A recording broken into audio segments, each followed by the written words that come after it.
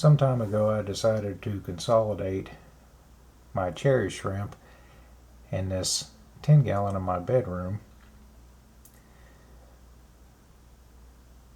My thought was that invertebrates probably don't mind sudden changes in illumination as much as fish.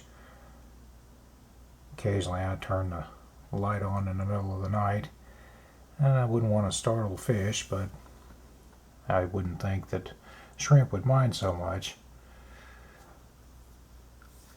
But unfortunately, the cherry shrimp population has dwindled, and there's only one male and one female left.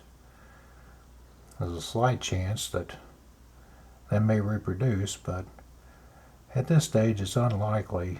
It's recommended that if you want to have a Neocaridina davidi colony, you should start with a dozen individuals. And since I failed to get new stock, and the cherry shrimp have been going for years, it could be that inbreeding has caused the colony to die off.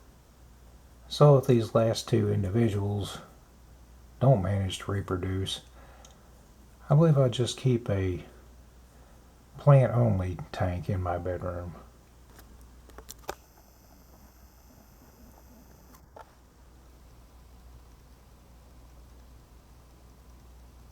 Recently I quarantined half a dozen polar blue cichlids for a friend in this 29-gallon tank.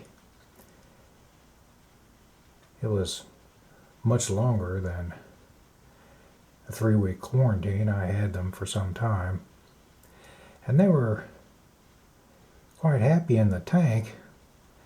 The problem is that they tend to uproot the plants. I also had floating plants in the tank at the time, and so the rooted plants grew quite spindly and unattractive. So